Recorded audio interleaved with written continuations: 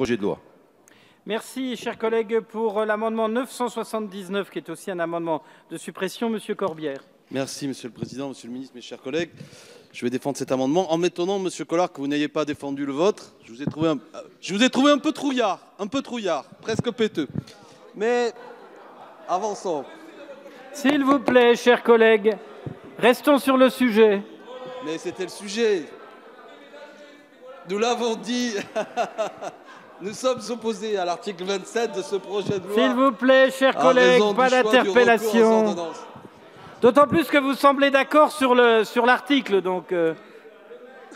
S'il vous plaît. Nous considérons que rien ne justifie ni la méthode ni l'empressement du gouvernement à faire adopter une réforme partielle du Code de l'entrée et du séjour des étrangers du droit d'asile.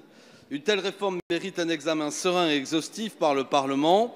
Il faut faire cesser au plus vite ce détournement de la procédure législative normale, ce court-circuitage du Parlement, cette atteinte grave et répétée aux fonctions de notre démocratie.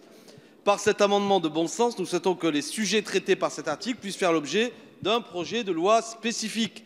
Ces questions ne doivent pas faire l'objet d'obscurs arbitrages dans des réunions interministérielles que viendrait entériner le groupe majoritaire qui, malheureusement, mes chers collègues, s'est habitué à voter en bloc de façon systématique toutes les dispositions présentées par le gouvernement, en méconnaissance parfois des règles de notre Constitution fixées par l'article 27 qui dispose que le droit de vote des membres du Parlement est personnel. Merci, mes chers.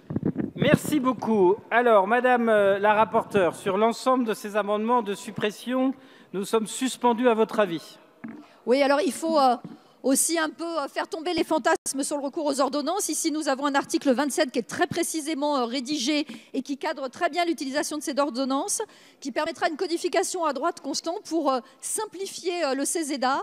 Et si on s'intéresse un peu aux droits des étrangers, si on écoute un peu les associations, on sait comme il y a grand besoin de simplifier le CESEDA. Donc, avis défavorable. Monsieur le ministre d'État. Même avis.